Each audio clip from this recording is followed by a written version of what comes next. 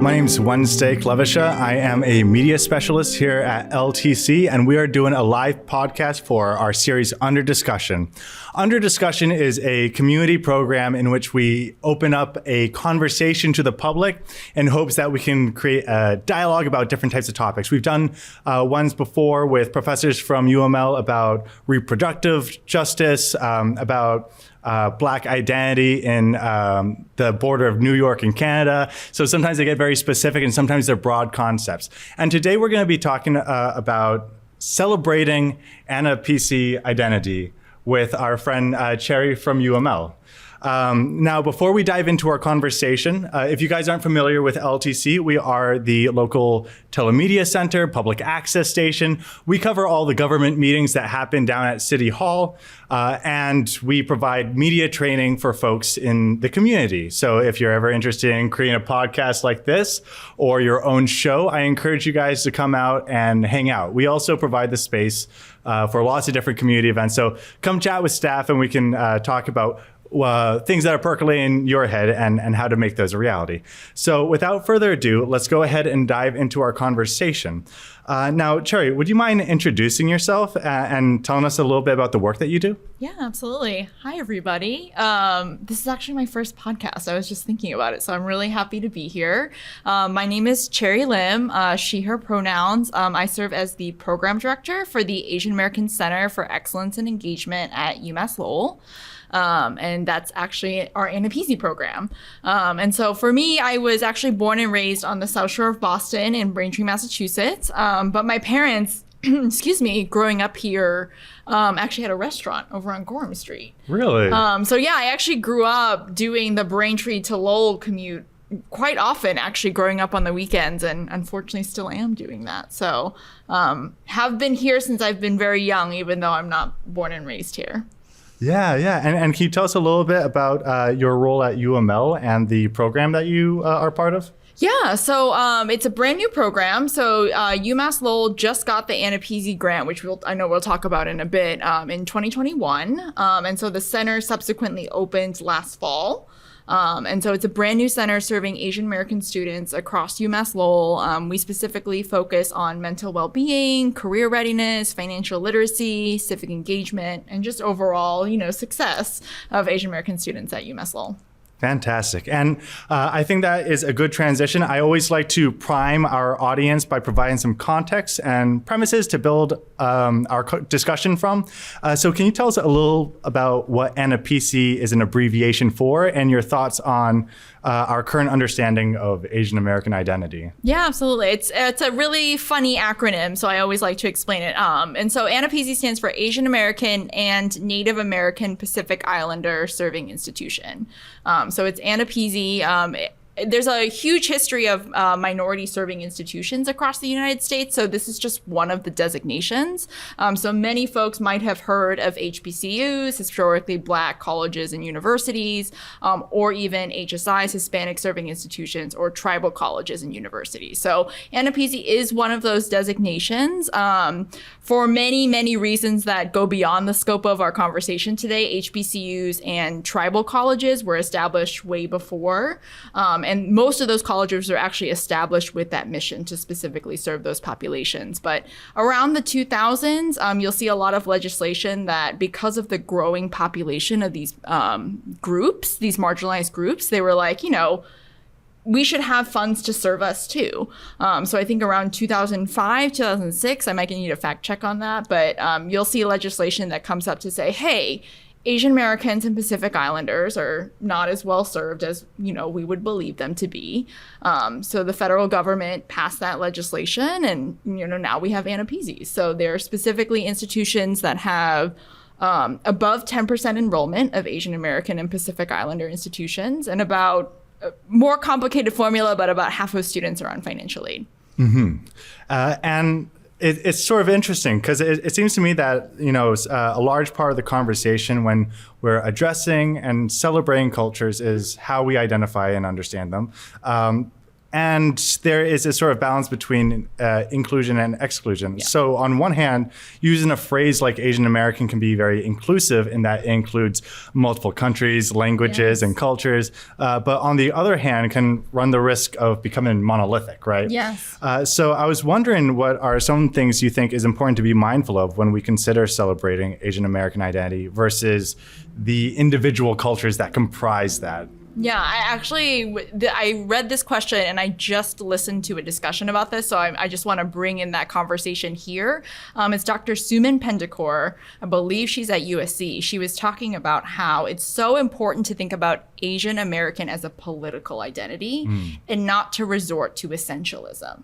I think it's really easy for any ethnic group to say, oh, X is Y, right? Asians are this, right? And I think it's so important to remember that Asian Americans came about in the 70s and 80s as a political identity. I think if you want to watch a great documentary, there's something called Who Killed Vincent Chin? And he was a Chinese American auto worker who was murdered because the people who murdered him thought he was Japanese. And so starting from there, and obviously there were many incidents predating this, Asian Americans decided to come together and say, you know, this doesn't just affect this ethnic group. This actually affects all of us. And so I think it's really important to not only not essentialize it, so many nots there, but thinking about why we came together. We came together because, yes, we do have common experiences, but we all have those little different nuances as well. So I think it's not just an Asian problem. I think a lot of other ethnicities come into that because everyone is so diverse. And so I want to push back on that narrative of essentialism being like, okay, all of us like rice. But that's not true, right? Like there's so many different cultures, not only just Asian cultures that like rice. I was just watching, Taste of a Nation last night, and they're talking about the Gullah people in New Orleans and how obsessed they are about rice. And I was like, that's really relatable. I'm also obsessed with rice, but they look nothing like me. So I think it's really easy to fall into that trap, but it's so we have to challenge ourselves to really push beyond that. Right, absolutely. Also, just to let our attendees know, this is a discussion in which at times we will pause to allow for questions or comments from the audience. So if you have things that sort of are percolating in your head or things that you want to ask, save it, and we'll probably bring it up after just a question or two here. Okay, so let's see. Can you tell us a little bit about the Asian cultural composition of Lowell and go into any insights you have about the dynamics of this particular community? Yeah, so I'm sure you've talked about this in many other podcasts too, but Lowell is a very historical immigrant community, starting from, our early foundings. We have the Mill Girls who came in, and then we have all these other immigrant communities that have come in. So to no surprise, after the Vietnam War, we see this huge influx of refugees. And so as a result, the Asian American community here in Lowell is comprised of that. We see a lot of Cambodians. I literally just looked at the statistics of this, so I do not want anyone to think that I'm know this off the top of my head, but of the Asian Americans, so we're 22% Asian American here. So 1 out of every 5 people you meet in Lowell is Asian. And of those people, I think it's 75% are from refugee backgrounds.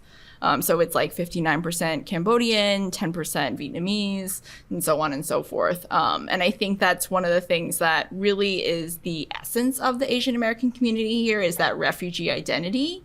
And I really want to frame it in that way because I think a lot of times you'll hear conversations about refugees are this, and this, when it's really you have this resilience that are coming in. So it's this really built-in resilience around this community that has come here. And I think that really defines a lot of Asian American here. So it's I think it's the highest concentration of Cambodians in the United States per square footage. It's number of Cambodians per square footage. It's here in Lowell. And so I think that comes through a lot when you talk about Asian Americans here. And so, I personally identify as Cambodian as well. So in a lot of ways, this feels like home in a bit.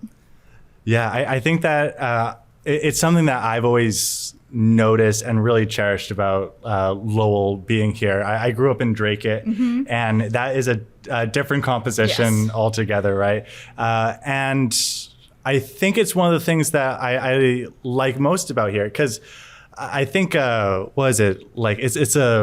I think the phrase is majority minority city, where it's like over 50% of the population is of ethnicities that aren't white. Yes. And it's so I'm actually kind of curious. I didn't look this up. I probably should have looked up a few more statistics to drop into here, but I am curious about how many cities in the U.S. are like that, because I don't imagine it's extremely common. So I would like to take this opportunity to open up the conversation to folks on the floor. And if you have a question, or an affirmation or something you've noticed, you can use that microphone that's right over there on the side, conveniently next to a seat so you can sit comfortably. And I'm going to wait a moment to give that opportunity and then move on with the next question. Please. Hi, I had a question for Cherry, and I wanted to ask about your work experience at UMass Lowell and how it felt like working there and dealing with the Asian population, especially in Lowell, and merging that with the UMass Lowell community. No, that's a really great question, because I was telling Wednesday before we started. So I've been in higher education since 2017. So I worked at Middlesex, which is down the road, community college, and then I also worked at Bunker Hill. And obviously, I grew up and went to school in Boston. And so I think, in a lot of ways, it is a homecoming for me, because I think I went to schools where I might have been the only Cambodian in the room. Like, I really might have been. I just started taking a class this summer, and there's another Khmer woman in the class, and I was like, this actually might be the first time that I've actually been in class with another Khmer woman, like, ever. And so working in these communities, it really feels like a homecoming in that sense, because you're like, oh, you get it. And I know that we just talked about avoiding essentialism, right? But at the same time, I'm just like, oh, we have so many shared experiences here. Like, we understand this idea that our parents have gone through so much, right? So much unspeakable things that we literally don't talk about, and how that affects us. And sometimes we don't even think about it, you know? And there are all these tiny things that we can just say and just have it accepted. So I think in a lot of ways, it's been really fun, because you get to be really proud of where you're coming from. Whereas like before, I think I felt like, oh, maybe I won't bring this up here because it's a lot to explain. You know, whereas it feels more comfortable. Yeah, I think that's kind of an interesting, you know, being in different spaces and that, like, having that understand of like, oh, is there a shorthand here, or like, do you get it? Because, you know, actually, I'm curious. Are you in the position of having to get people to get it quite a bit, or do you find that people just like are a little bit more educated, part of the conversation? They're already tuned in a way that perhaps like some audiences aren't. Yeah, I think that's a great question. I think in a lot of ways, one of the reasons I love working with students in higher education is because they're like heat-seeking missiles for authenticity. Like, students know immediately when someone is like about it or not. And I sort of like carry that with me, right? Like, you all have known, like, you know, when you meet someone, you're like, oh, you kind of get it. Or sometimes you're like, maybe it might take a while. So oftentimes I don't find myself explaining it to the students, even if they're not of the same background. I think a lot of times you can still relate to students and they'll still be like, yeah, you're cool, which is always a great validation, of course. I find myself often explaining myself to others, like, you know, others maybe in my peer positions, because they don't necessarily have to expose themselves or be in community with these communities sometimes. So oftentimes I see my job as twofold, right? One is to hold students where they're at, whether they're struggling, whether they're succeeding, and see them and say, hey, you got this. And then the other half of my job is to say to everyone else at the university, hey, come see these people, and hold them and do the same things that I'm doing for them, because I know that I have practice at this, and, you know, you can too. Because I don't think it's necessarily like, oh, just because I am them doesn't mean that that's an automatic check. Like, oh, yep, she's got it. Right, but right. There's some, you know, it can be taught and it can be learned for sure. Absolutely. Do we have other questions or thoughts from the audience? Can be little comments or. I know they're actually from Lowell, so I'd be curious to hear their thoughts. Yeah, if you have any, perhaps you agree or maybe, what if you disagree with something that's been said?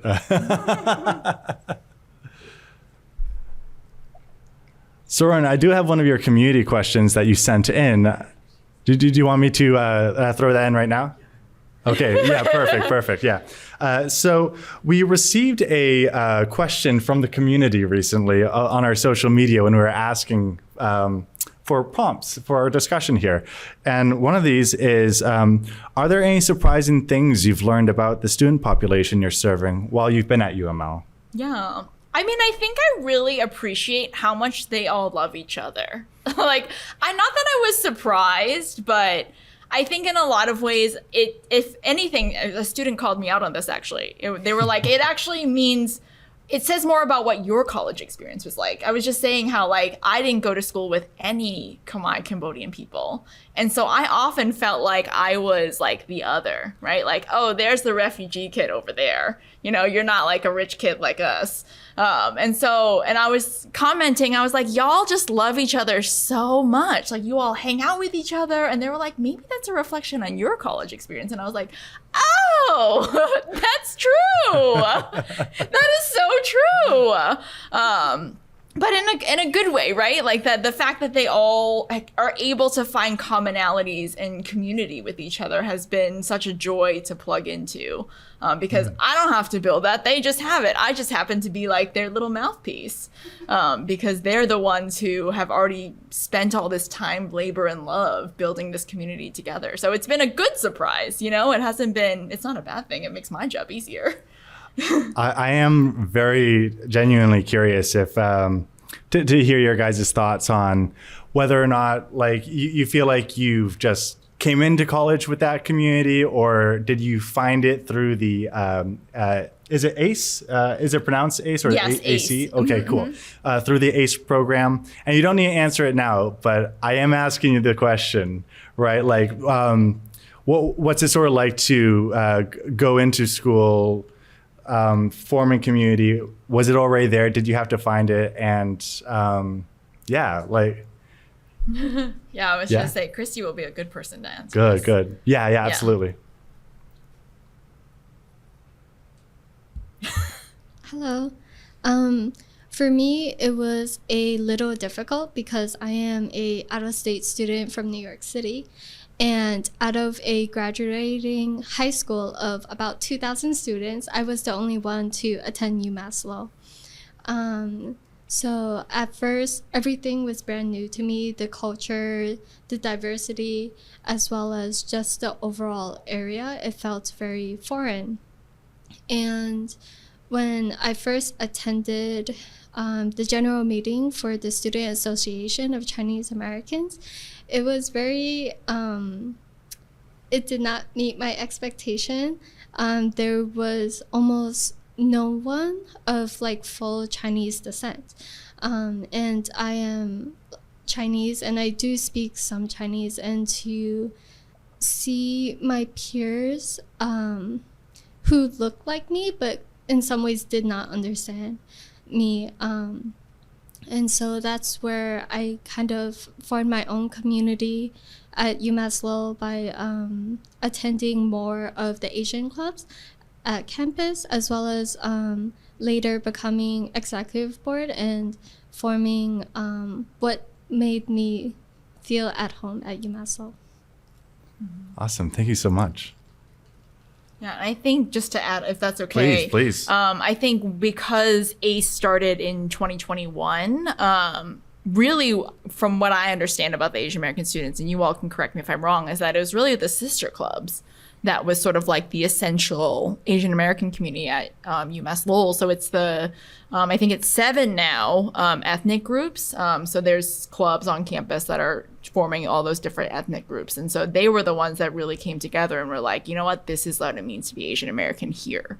And so even if you don't fit this like very stereotypical mold of like what this ethnicity looks like. It's like, okay, let's figure out how we can sort of like recognize you and sort of feel like you belong in a sense. And that's not something I had when I was in college, which I think is the surprise, is that people were just kind of like, oh, you don't fit in here, just come here. Do this instead. And they're like, that's fine. And there's like no judgment to that. But before we move on from our community section and dive into some of these other questions, are there any clubs that you guys would like to do a shout out for? I'd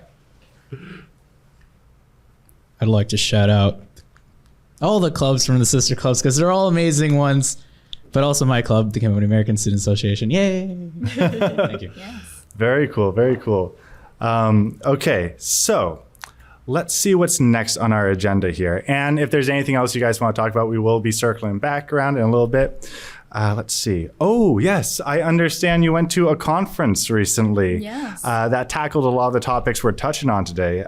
What conference did you go to, and what were some of the highlights that you took away from it?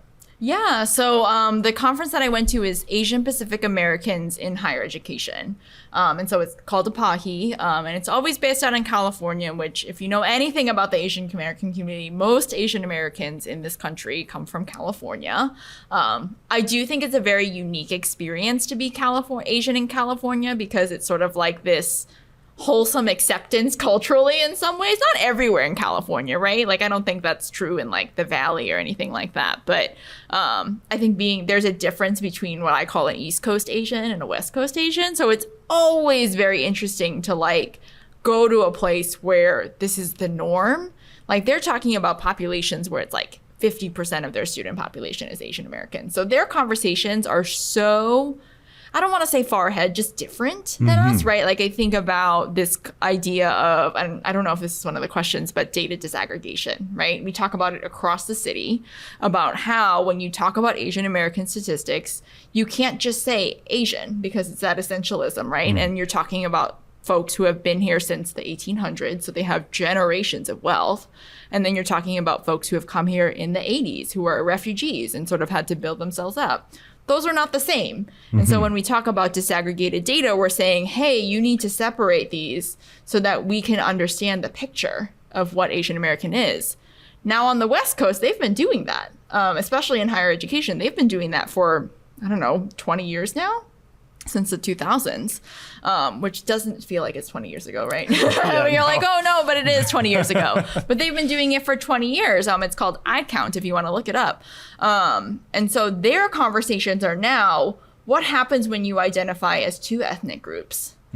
Like, what if you're Chinese and Cambodian like me? Like, do you count as East Asian? Do you count as Southeast Asian? Like, how does that go into this idea of data disaggregation? Right? And those are conversations that they're having over there. And you're like, wow, that's so cool. I wish we could even have disaggregated data. So that's one of the things I was thinking about. And even thinking about multiracial students, right? Like, right now, the way that the federal government counts race, for better or for worse, you have to say, are you Latinx? Yes, no. And then you sort of go into the different categories, right? This is also on the US Census. And then you sort of fill out all these things. But when you count as multiracial, that just counts as the multiracial pot. You don't get to count as Asian numbers. So like, we have 14.8% of Asian Americans at UMass Lowell, but that's Asian alone. That's not multiracial Asians, which in my opinion they are Asian. Right. They're not half of something, they're both. Right. So like, how can we more accurately represent our communities when we're not even like getting the numbers right? So that was one thing that I was really taking away from this conference, about how we need to continue to push to have these conversations, and especially in communities like Lowell, where we have such a rich, diverse community, that we're really cutting ourselves short by really saying like, oh, Asians. Yeah. Would you mind speaking a little bit more on aggregated data? Yeah. What is the function of aggregated data? And you mentioned some of the problems that can come arise when we're grouping everything together indiscriminately. Can you tell us about aggregated data, and then, Yeah, maybe a little bit more about disaggregate, if you have more to say on that. Yeah, I mean, I think so. Let's think about Middlesex County, right? So Middlesex County counts Andover, it counts Lowell, but it counts Chelmsford, right? So you're talking about really, really different communities, right? So when you look at, for example, median income of Middlesex County, you're missing like a whole chunk of people, right? So even let's just think about income as an example. Forget race, forget all the other things. But if you're talking about using places like Bedford, like Andover, and then combining them with places like Lowell and Lawrence, you're missing a very, very rich picture of that, right? So when, for example, I'm reporting on a grant and I want to look at countywide data because that's who we're serving at UMass Lowell, not just people in Lowell, but everyone in the community, right? That doesn't look that great. You're like, oh, everyone's fine. Yeah, you know, like right. no one's in, like this average income looks really great actually, because we're in the tech corridor, right? You have all these people who are in the tech industry here, and you're like, in the pharmaceutical industry, like very like wealthy industries. And you're like, oh, everyone's fine. But when you report that data, you're reporting one number and you're like, that doesn't seem right. You walk around Lowell and you know that doesn't seem right. So I think that's sort of the essence of it, right? Is thinking about how we can really paint accurate pictures of who our community is, right? So even talking about it earlier, yeah, you could say Asian American, but you're missing all of that rich refugee legacy when you're not talking about how many Cambodians, how many Vietnamese, how many Laotian folks are here. And have been here for several decades, right? So I think you miss that piece of it a little bit. Even like food-wise, right? Like if you would just look at the statistics on Lowell, you'd be like, yeah, they have a lot of Asians, but you're gonna miss all the great Khmer food here, right? Because you're not looking at it. Can you tell us a little bit about how disaggregated data can serve your work more? Because you're mentioning like applying for grants, right? You know, like is there something you'd like to see in your grant applications or really just your work in general? Oh my goodness. If this is like the magic wand moment, right? Like, oh, I wish I could have all these things, but I think so AANAPISI is a grant, right? So you can be an AANAPISI designated institution. And I would like to point to Mike Hua Wynn's report recently about how AANAPISIs are designated. So you can have those demographics, right, that I talked about earlier, 10% Asian American and then certain federal financial aid designations. But in order to get funded from the federal government, you have to submit a grant application. And in order to do that, you have to prove that you have need. So when I report, for example, the grant wants you to serve low-income Asian Americans. So when I say we're serving low-income Asian Americans, I have to report on Middlesex County data because that's who we serve. And that is like the wrong picture, right? Because if I were to just submit like Middlesex County numbers, they'd be like, I don't think these people need this. They look pretty well off, actually, because we have some of the wealthiest cities in Massachusetts in Middlesex County. And so I think I mean, obviously, people at the U.S. Census are doing their hardest, right? Like there's so many conversations around this, so I don't want to say like no one's doing anything about it. And I even know citywide we're trying to do stuff about it. But at the same time, I think any information I can get on the more accurate picture that we know to be Lowell, I think is always really helpful. And I think it would be remiss if I didn't talk about this point too, is that a lot of times our communities, and by our I mean refugee communities, are undercounted is because we have this deep mistrust of government, right? So you talk about my parents who, when they first got the census, at least when I was like, you know, cognizant of getting the census, they were like, why do we have to do this? The last time we did this, the government murdered my family, right? Like just to be frank about it. Right. And so like not many communities want to do it. And so if anything, those numbers are probably undercounted, right? So I think that's another thing where you have to bridge the two, right? You have to bridge this idea of like, okay, we want government to be representative of our communities, but at the same time, you have to build trust in those communities, because you can't just say, oh, we really want to count you because Cherry wants a grant. It has to be like, oh, like here are why these things are important. Because at the end of the day, if my parents are like, we don't really want to fill that, or like, let's just say we're Chinese because I feel like if we say Cambodian, it's gonna like something's gonna happen, right? Yeah. They can't explain it, but they just feel it. Yeah, this sort of like instinct to sort of like blend in or Yes. just like, you know, I don't get that. Like, I'm just going to. I'm not one of those, like, let me just like protect myself. This really gut instinct to protect themselves that they've built because of what they've gone through. So it sounds like the information gets collected. This idea of disaggregating would happen at a census level, and then at what, sort of like a MCAS, SAT sort of level. Yeah, as well? It's called the American Community Survey, so it's like the quote unquote more detailed census, and so that's where they collect more of the ethnicity data, and they also do income, poverty, where you work, how far you travel for work, those like really minute details. So there is some stuff there, but at the same time, it's like, I think we could do more across. Like, I think things like MCAS, as much as that could be a whole conversation about standardized testing. But I think things like education, we need those information, like who is enrolling in our schools? Do we have families that are dealing with PTSD still? And how can we address that, right? And I think, you know, especially in a place like Lowell, where we're resettling refugees today, like how do we know that, right? I think about, there's so many nuances to the conversation. I think about multiracial students. I think about adoptees, right? Asian American adoptees. How are we even counting them? How do we know they exist, right? It's like, because 9 times out of 10, you only know someone's an adoptee because 1, they say so, or 2, you notice that their last name doesn't necessarily match what they look like. Right. And so you're like, okay, there's something there that's missing, but I don't have the answers. Yeah. So part of it is sort of like having these surveys be one, more nuanced in their data collection and reach in groups that are undercounted for whatever reason. And then part of it sounds like, is educating or communicating really like why collecting this information accurately is important. And demonstrating that. But that's like a whole, like, there are people who get degrees in that, you know? So it's like, I don't want to say it and be like, oh, it's just because we're not doing it. It's because it's hard to do. Absolutely. Yeah. It seems like a huge feat that has a lot more dynamics than like, I mean, like just even sort of tugging at it a little bit. It's like, oh, wow, this is. Yeah, exactly. I thought this was going to be like a one question answer. It's like, oh, there's multiple layers here. Exactly. Because there's so many ways to like mush them all together, take them all apart, but we need to be doing that. Right. Now, this is a question that's a little. So I am myself half Filipino, and growing up in Drake, I found that I was very easily separated from my Filipino roots. And the most noticeable being that I don't speak Tagalog or Visayan like my mother.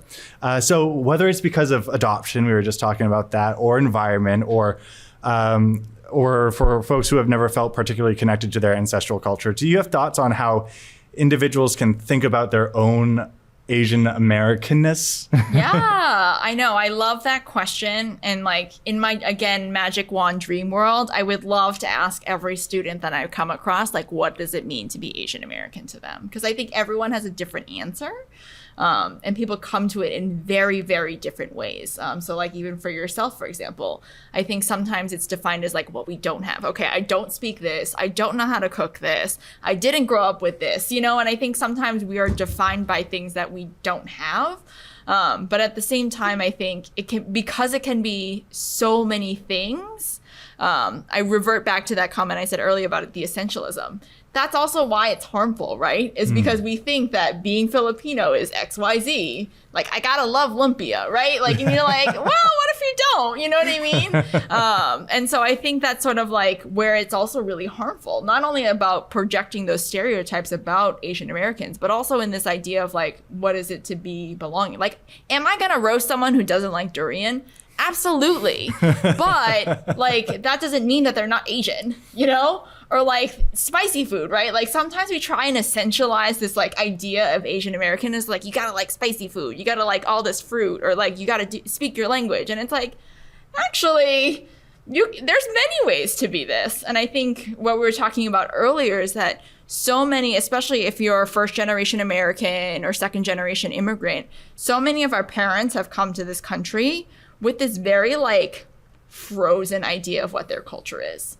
When in reality, if you go back to their home countries have since evolved, right? Of like acceptingness around whether it's LGBTQ issues or whether it's about food and culture, right? Like there's so many things. Like I love Taste the Nation and watching it because you see how things have evolved here. And I think sometimes our parents are like, oh, we gotta like do this because this is how we did it back home. When in reality, back home, they don't even do it like that anymore. Right. So in a lot of ways, I think everything is valid, which is like not the funnest answer, I know, but I think it can be all of the above. And I think the sooner we get to that realization, the more we're like, oh, there's so many things we have in common too. So I think it's really easy to say like, oh, you don't speak X language, you're not really one of us, right? But at the end of the day, like, yeah, of course, like I think you can also rally around things like, when COVID happened and all the anti-Asian hate, right? Like some of us experience that, right? And sometimes that can be a really bonding experience, which is unfortunate, but does happen, right? So I think that the more we can identify more things that we have in common with each other, the easier it's going to be for us to be like, hey, we're all in this together. Yeah, absolutely. I think that's a really refreshing take. The idea that this identity and sort of this designation is a living organism. It's not static. It's not fixed. You can't like reduce it to this very set criteria. Right. And I think even like generationally, right? Like I think because I grew up in the 90s. And like all of us had like, especially in Chinese American families, they had this radio that had a Chinese radio station. Like, does that mean you're not Chinese American if you didn't have one of those? Well, then like talk to someone who's born in 2007. Like they didn't grow up with a radio with a Chinese language station. They just looked up on like Spotify or whatever, Like it's just like that. Those are the very simple ways that these things have evolved. And you're like, oh, this is like the new thing, right? I always joke with the students, like in today's chapter of Cherry Was Young Once, because there's all these references that I have that happened before the students were born sometimes. And you're like, oh, that doesn't feel good. Now, speaking of some of the students and this idea of Asian American being someone that can be very highly interpreted in different ways, I'm kind of curious of if anyone in the audience today has a definition of Asian Americanness that they'd like to share, or sort of thoughts on maybe some of the things that we just touched on. So I'll do another one of those little pauses here. Oh, very good. So a lot of this is on the idea of community and the things that brings us together, the ties between us. Something that a lot of things that I've thought about. By the way, I love the phrasing you used earlier, which I think you just slid it by. It was like, we're not half, we're both. We're both of that. And it makes it feel like we're more than just, the half of half thing. It claims much more than that. I really hate that language. I really, I'm sure for you, you've gotten that your whole life, right? You're half this, you're half that. Yeah. You're both. really grew up instilled with like the half-breed rhetoric. Exactly. And that's not fair to you at all or your families. You're both, but continue. Sorry, it gives you so much more. It gives you so much more when you say it's both. And so I've been thinking about for many years what it is to be something, right? Or what it is to claim something, or to be able to appreciate it, or who it's limited to. And in the past couple of years, I've had the opportunity to really share my own culture with others who are not Cambodian. But I am hoping that through my sharing, I'm opening that community to them, and they're really able to take it up and then like, quote unquote, claim it for themselves and be able to really appreciate it further. And that's what I thought about when you were talking about what it means to take on the identity. And we've been talking about community. So I've been wondering, going back to more of the ACE things and the community of that, what things have you, or what things you would want to continue doing for the community to continue promoting, educating, celebrating the identities of AANAPISI?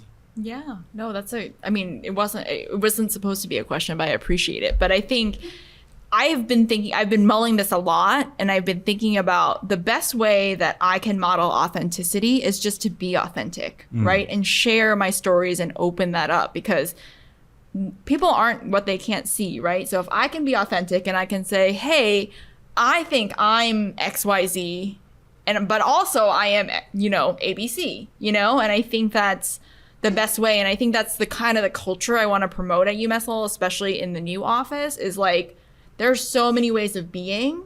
And I think it's really okay to like be all those things at once, and I think it's okay to be who you are and however you think, because there's so many boxes that society's gonna place you in, because that's just society and that's just how it is. And there are so many places where you're going to have to squeeze yourself into something.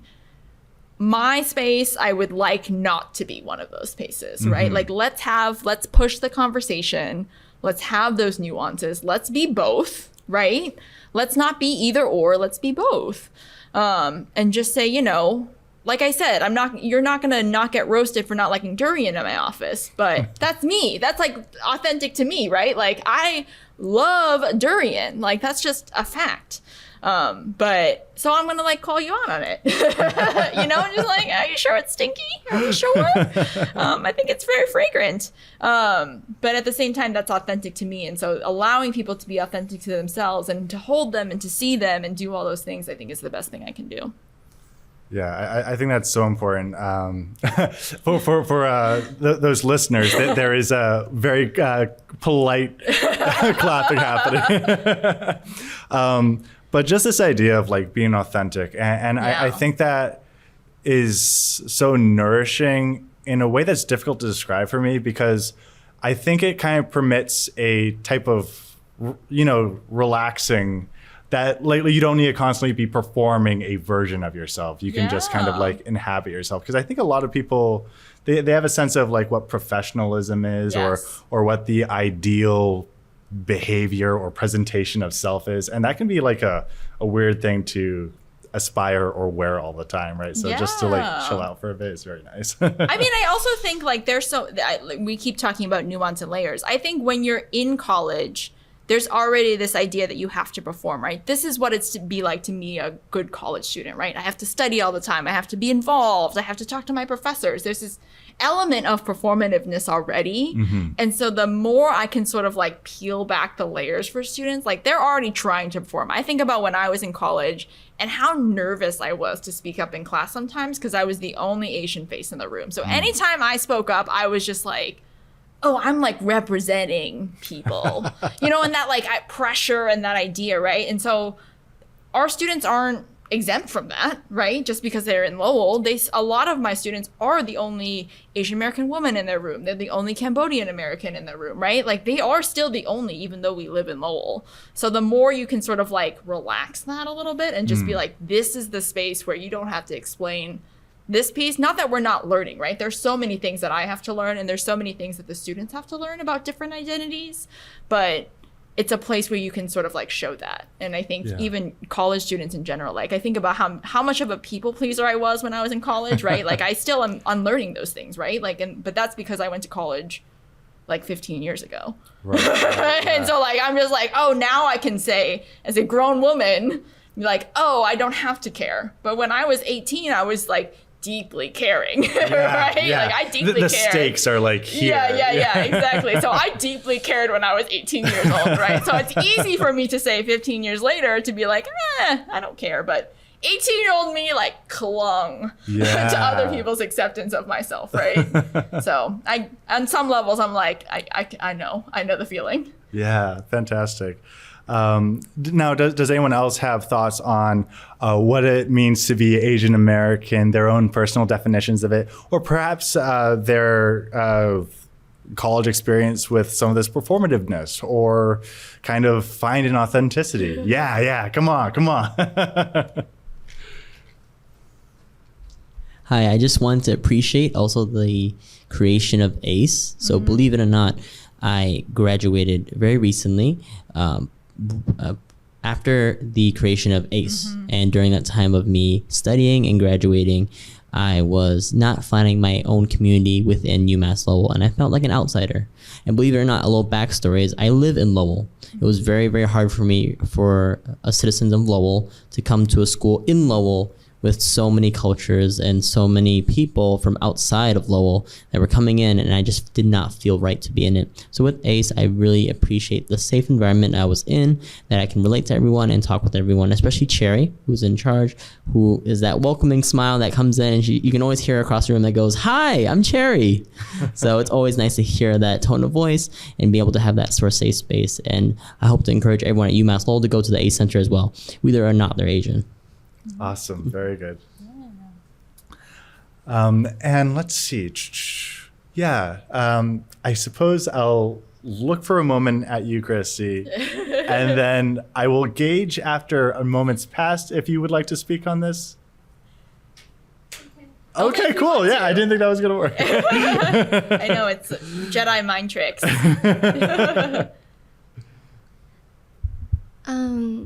You both talk a lot about different topics, and there's like a lot of things to address. As Cherry mentioned, there's multiple of layers. But one of the things that I would like to talk upon is my own identity. So growing up in New York City and attending public schools, there were multiple of diversities. But from a young age, I struggled with my own identity where I felt I was too Asian to be with my non-Asian friends and too Americanized to be with my Asian friends. Mm-hmm.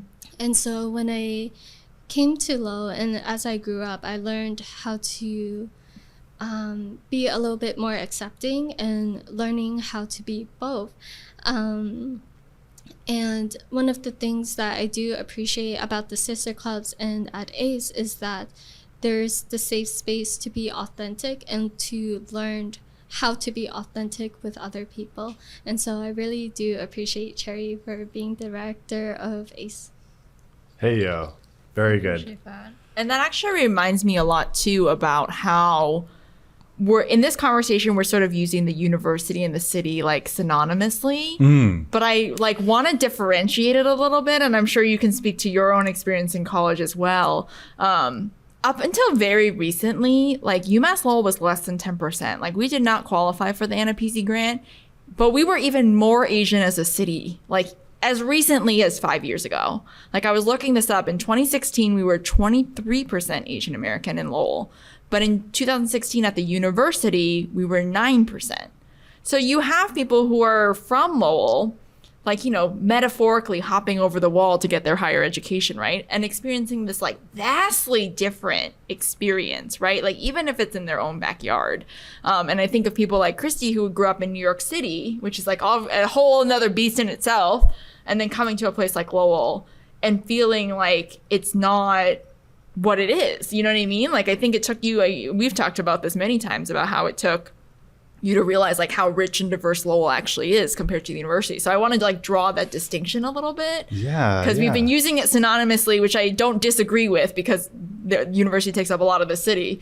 But at the same time, like there is this very distinct experience of UMass Lowell and the city of Lowell. Right. Well, okay. I'm very glad that you brought that up because one of the things I think about a lot is this, you know, the town and gown effect that can happen sometimes. And is that something that you? Phrase. Yeah, me too. And is that something that I mean, you're mentioning that you noticed it, but you know, what do you think that is? Like where's the separation sort of come from, or how does it function? Yeah, I mean, I think that's part of the job, so to speak, right, as being part of becoming an AANAPISI institution, is realizing that we need to create a college-going culture. And part of creating that college-going culture is really merging those identities, because higher education, at the end of the day, it is a privilege, right? And it's not a guaranteed right, even though I believe it should be. Everyone should go to college if they want to.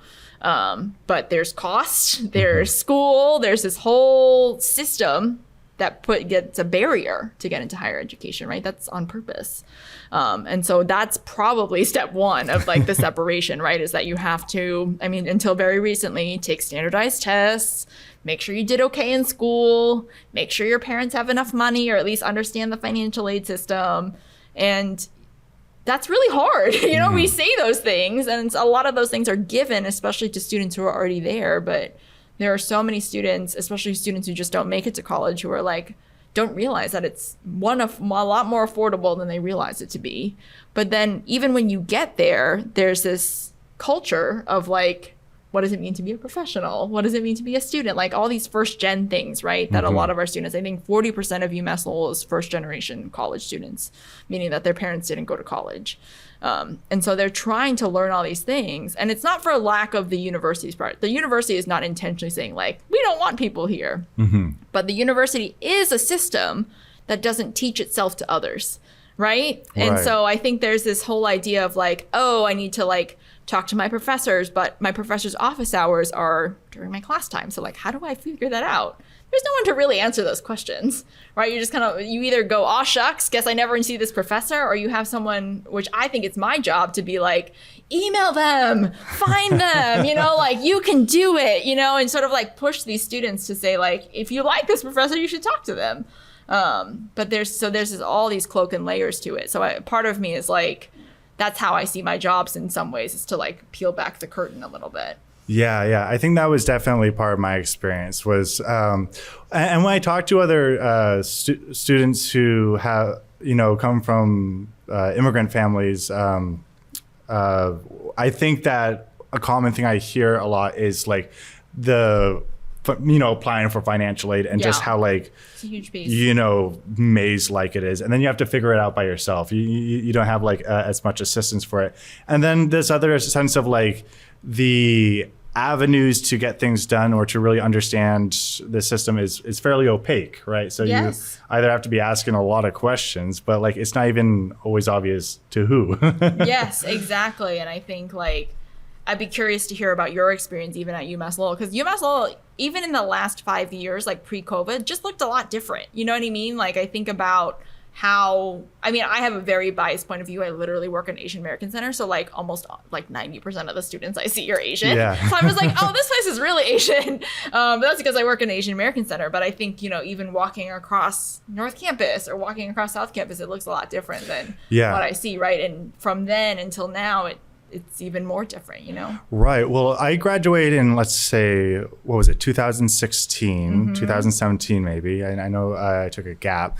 And then so I started off as a biology major. Yeah. I was North Campus, North right? Campus, yeah. And that was a very different experience where I did feel like, I don't know, I remember it being more diverse. I remember my classes being just a lot more packed. And then I switched to journalism. My logic was like, oh, like if I do biology, I'll always need a lab. But if I'm a journalist, then I can just need a pen and paper. Yeah. You know? Yeah. That was the logic there. And I remember one of my first classes when I went to South Campus was Intro to Sociology. I do remember it being like pretty white overall, and that like we were breaking off into groups, and the idea was to talk about each other's identities. And then like everyone, I don't know, we were talking about like our favorite cartoon character growing up. Oh, no. And then like they like looked to me and asked, and they didn't ask each other's stuff. It was just like to me. And I think I'm like, you know, racially ambiguous. So the vaguely brown person, we got to ask him. Yeah. It's perfect because like no one can ever like really tell exactly, you know, so it's always a question on people's tongues, but you know, and that's your experience. Yeah. I never know what to do with it because I'm like, do I need to say it right now? And usually like when it's like other Asian people, it feels like more like camaraderie. Like, I can see in their eyes, it's like, are you Asian? I'm like, yeah. One of us. Yeah. It's more like collaborative. But that was a really weird experience because it was the first time where I felt like I didn't have anything to say. Like they asked me what my favorite character was. I was like, Aladdin, I don't know. Exactly. And then like it's supposed to speak onto this like larger theme, and I felt like I was just like, okay, time to make something up, or I don't know. Yes. Not really sure how to answer this question. No, but I think that's such a common experience, and I think that's like why I feel really like steadfast in my belief that like we need to create a safe, open space here and protect that as much as we can, because you have these experiences in these classrooms where like it can be really vulnerable and like you're just, and like unwillingly so, like without consent, you're like being ripped open for these other people to look at you. And that's a very violent metaphor, but sometimes it feels like that. You're like, I'm being exposed in this way that like other people want to learn about me, but in not like a fun way. Right. I guess that was the issue that I took with it was like how artificial it felt. Yes. You know, it's part of the function of these conversations, and I guess I do throw you guys in the spotlight sometimes, so perhaps that is artificial, and for that I apologize. but like that, there's organic conversations, and then there's inorganic like ones. voyeurism almost. Yeah, exactly. And then like it checks the box, but I'm just like, did we learn anything today? I'm not entirely sure. Yeah. Okay, let's see. So I did want to ask about, for folks who are interested in learn more and diving into this topic in a more comprehensive way, or coming at it from different angles, what are some pieces of media, movies, books, podcasts that you might recommend to people to learn more about Asian American history, movements, and or discourses? Oh, that's such a good question. There's like so much now than like even when I was in college, it's like so hard to grasp all of it. I mean, I think instinctually I want to say like the nerdy piece of me is like, okay, do Erica Lee, History of Asian Americans, do Asian American Dreams, Helen Zia. Like there's all these really great Asian American feminist novels that come in. But I think the easiest way for most people to dive in is really the like pop culture stuff, right? Like I think about Everything Everywhere All at Once. I saw that, like I've seen it like multiple times at this point, and it will not leave my brain. But I think about how much of the Asian American experience is like captured in that, right? Like whether it's because you understand like whether you're a film nerd and you know that there's so many Wong Kar-wai references in there, and you're just like, he's one of my favorite filmmakers, and I like instinctually knew as I was watching the movie, I was like, this is a reference in The Mood for Love. Like I know that instinctually. And then I was like reading about it and I was like, oh my God, I was right. But even if you don't get it, right? Like I'm married to someone who's Korean. He's never seen that film, but it's one of my favorite movies. So I'll talk to him about it later. But he still gets pieces of it, right? That weird dynamic of having an immigrant mother and, trying to get that, and having the immigrant father and having him not get it, right? There's so much, there's an essence that you really can't put your finger on in there. So I think a lot of the pop culture stuff is good in a way. Like we didn't have any of that growing up. So I'm just like, oh, these people are so lucky that they get to like enjoy these really beautiful, complex, nuanced films way earlier than I ever did. So I think sometimes those pop culture pieces I think are really, really good. Yeah, I'll throw in there too. For those of you who are film goers, there's the Criterion channel. Yes. And it's a fantastic curated film site. And they have sections that are like Asian American identity in the 80s. And what I like about film so much is it can like really just cut through so like the need to explain or dense information, and you just get an experience, right? Like and you get these like Asian American stories from the 80s or the 70s where like some of this identity is like forming, right? And articulating in very, very different ways, right? Yes. And let's see, there's not specific films that come to mind, but I would say that curated list on Criterion is really good. I'm really glad that you mentioned Erica Lee. Yeah. That book's a trip. Yeah, it's so good. And I think like obviously you can like go down the list of like Joy Luck Club, Saving Face, like all like the classics, right? I call them Asian American classics because like we all watched those films growing up because they were like, well, there's an Asian face. I'm like, even like Fast and Furious Tokyo Drift, like that's like iconic, like that was iconic when it came out. We were like, oh my God, look, it's us. And we all drive cars, like even stuff like that. I'm just like, that's part of the canon. I don't care what people say. Like that counts. So I think all those things are really fun to look at, and obviously nothing can really capture the whole thing, right? We've that's sort of like the theme of the conversation, is that nothing can ever capture the whole thing, but it can capture like a moment that is authentic and real, and the more we can get of those things, the more we can sort of like understand each other. Very good. I just have a couple more questions. Yes, if you're down. So we were talking about media. Are there any individuals, communities, or organizations that you would like to highlight as part of our celebration of AANAPISI identity? Yes. I mean, first of all, we haven't even said it. Happy Heritage Month. Oh, yes. Right. Happy Heritage Month. Happy Heritage Month, everybody. I mean, we are so lucky to be in the city of Lowell in that sense, right? Like in a lot of ways, we have Julie Chen, the chancellor, right? The first Asian American chancellor at UMass Lowell.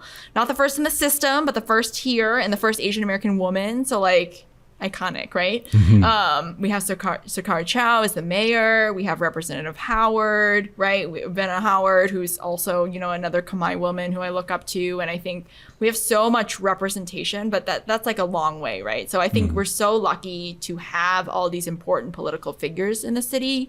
I think about also the community organizations here, right? Like I think it's really great that we have the Community Mutual Assistance Association, right? So Tia Chimroom, right? Like I think about Encore Dance Troupe with Bora. Like there's so many people that we can look up to here that it like, I know I'm missing someone, so like I feel really bad. Like I think about my mentors at UMass Lowell, right? Dr. Sue Kim, Dr. Pitsmai Oi, like they're amazing Asian American women that have paved the way for so many people before me, who have literally like dragged students to graduation, right? Like I think about like you can ask them, but they'll tell you the stories of people they've dragged to graduation and they probably wouldn't even take credit for it, you know? So I think we're so lucky, despite all the things we've been talking about how far we should go and where we need to go, because I think we need to dream big, but there's so many people here that have been doing the work. And I think about this often in my work is that we're not the first and we won't be the last. So there's so many people we should honor before us, but there's also a lot of people we got to look out for. Very good, very good. So it's not just about the people that we have come before us, but everyone else who that's going to come behind us. Also, shout out to Bora. Bora hired me. Yes. Oh, she did? Yes, yeah. That's amazing. I love that. Yeah. Bora's great. And then also, I just want to shout out to all of my producers. So I work on Channel 95 here, and I think that it was really important for a lot of folks to have access to media and to have their own shows. So a lot of my producers are Khmer, and they've been producing their shows for 15 years. Originally, it was to get information about Cambodia out in Khmer, and nowadays it's evolved to all types of different things where we have some shows that are getting the community health center information and just like disseminating that information or translating the news. And so shout out to all of my producers who do continued great work. And let's see. Actually, no, we'll save the last community thing for last. Yeah. You already mentioned the designation of UML to a minority serving institution.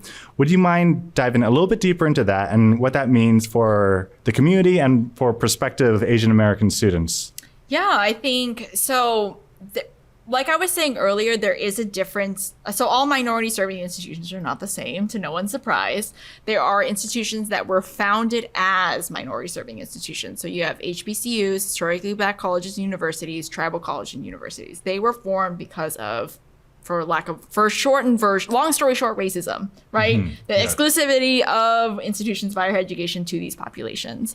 The difference between, for example, HSIs and AANAPISI's, Hispanic serving institutions, is that they were all founded as white institutions. And so in a lot of ways, those still exist.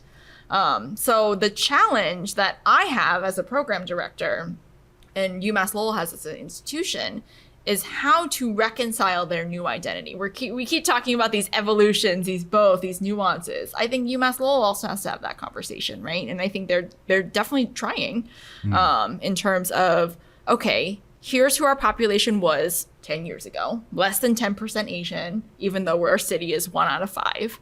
And now we're growing because students are growing up, they're going to school. 1 out of every 3 students at Lowell High is Asian. Like, that's coming, you know, like that's coming immediately, like within the next 5 years, they're all coming. So how can we reconcile this idea of how we were founded, what these values are of, you know, the mill girls, right? Like Lowell used to be a textile institution, right? Like we don't talk about that often. Like we were literally founded to like figure out this whole fabric industrial revolution thing.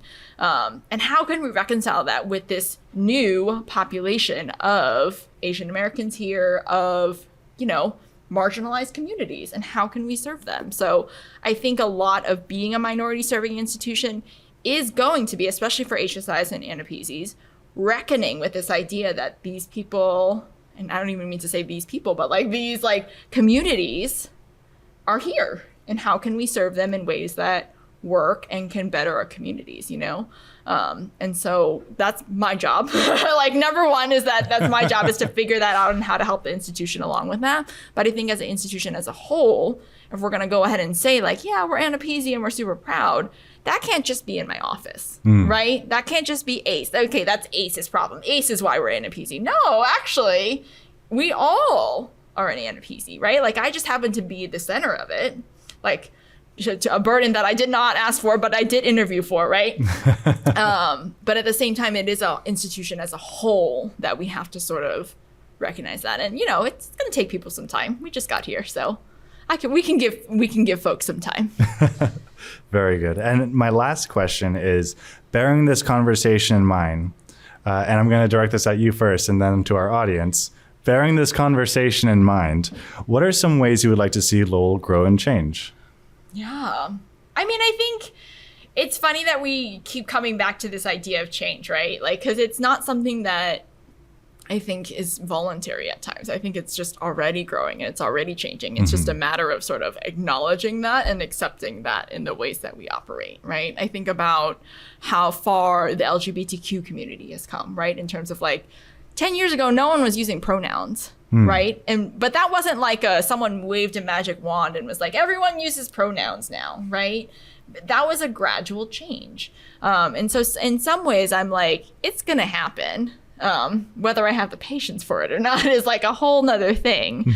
And so I think if we continue to just acknowledge people where they're at and sort of embrace everyone's sort of authenticity in a way that's wholesome and valid, I think that's sort of the direction we can go in, right? I think we're here. So it's really hard for me when people are like, it's Asian American Awareness Month. I'm like, I'm right here in your face. Like, did you not realize I was here? Yeah, were you not previously like, where aware? were we? Like, were you not aware of us before? Like, I'm sorry, what?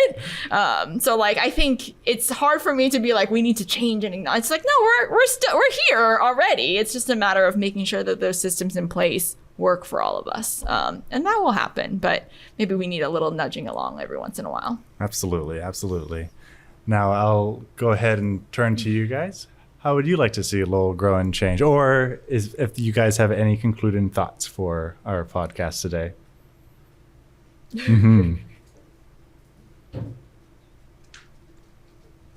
I feel like for Lowell, there's been a ton of change ever since UMass Lowell came around, and with the Asian American population, a lot has changed. However, I do wish to see a bit more events, especially synonymous with UMass Lowell and Lowell. I know there's still a bit of a segregation. For example, for like UMass Lowell students, the events are students only, when there should be enforced like, oh, you can bring your family too, you can bring the public too. Same with Lowell as well, as I know that a few students at UMass Lowell do feel a bit segregated, especially when it comes to like, oh, you're from Lowell, you should come to this event. When some students are like, oh, I don't feel like a part of Lowell, I wish I could be invited to that event. So just more events in general, just to include everyone. Yeah, I agree. Also, just a side question for me.